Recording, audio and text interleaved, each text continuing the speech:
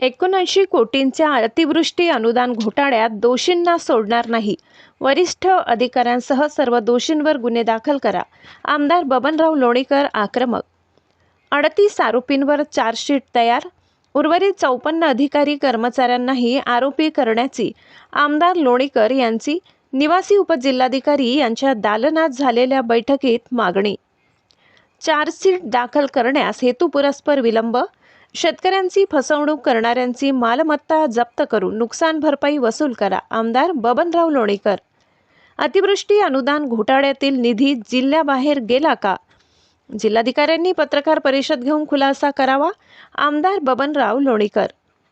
अंबड व घनसावंगी तालुक्यात उघडकीस आलेल्या 79 कोटी रुपयांचे अतिवृष्टी अनुदान घोटाळ्यावर बबनराव लोणीकर यांनी अत्यंत आक्रमक भूमिका घेत प्रशासनाला थेट इशारा दिलाय.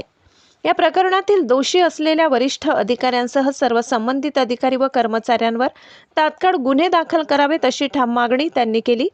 तसेच दोषींना वाचवण्याचा प्रयत्न सुरू असल्याचा गंभीर आरोपही त्यांनी केला. दिनांक 8 एप्रिल रोजी निवासी उपजिल्हाधिकारी शशिकांत हदगल यांच्या दालनात झालेल्या बैठकीदरम्यान बबनराव लोणीकर यांनी ही मागणी मांडली. एवढी परतूर उपविभागीय अधिकारी पद्माकर गायकवाड, चौकशी समितीच्या सदस्य उपजिल्हाधिकारी मनीषा दांडगे यांच्यासह अन्य सदस्य उपस्थित होते. या प्रकरणात आर्थिक गुन्हे शाखेकडून आतापर्यंत 38 आरोपींना अटक करण्यात आली असून सर्व आरोपी सध्या जामिनावर आहेत. आरोपींमध्ये 22 तलाठी, सहाय्यक महसूल अधिकारी, कृषी सहाय्यक कोतवाल, अभियंते तसेच एजंटांचा समावेश आहे. पोलिसांनी या सर्वांविरुद्ध दोषारोप पत्र तयार केले असून ते न्यायालयात तात्काळ दाखल करावे अशी मागणीही बबनराव लोणीकर यांनी केली.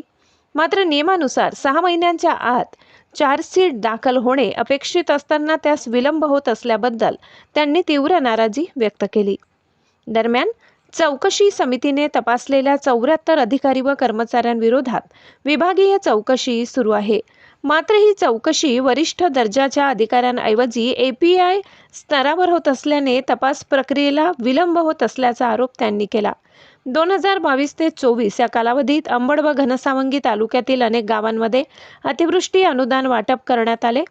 या प्रक्रियेत सुमारे 79 कोटी रुपयांचा गैरव्यवहार झाल्याचे समोर आले आहे.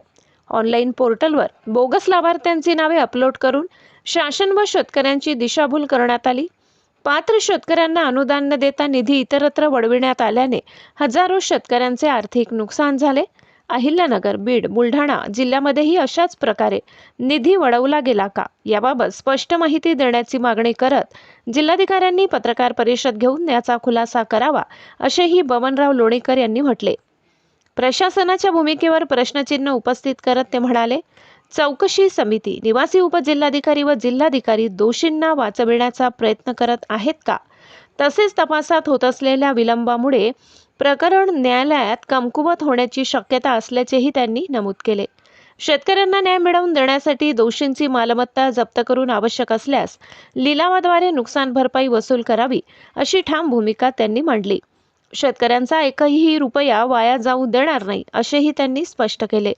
अतिवृष्टी अनुदान घोटाळ्याचा तपास पूर्णपणे पारदर्शक व निष्पक्ष पद्धतीने व्हावा. राजकीय किंवा प्रशासकीय दबाव होऊ नये असा इशाराही त्यांनी दिला. त्यांच्या आक्रमक भूमिकेमुळे पुढील कारवाईकडे संपूर्ण जिल्ह्याचे लक्ष लागले असून शेतकऱ्यांमध्ये न्याय मिळण्याची अपेक्षा व्यक्त होत आहे. माधव न्यूज महाराष्ट्र, संपादक सुरेश पोटे. इतकंच. अशा आणखी महत्त्वाच्या बातम्या पाहण्यासाठी आमच्यासोबत जोडलेले रहा. आमचा व्हिडिओ लाईक, शेअर आणि चॅनल सबस्क्राईब करायला विसरू नका. धन्यवाद.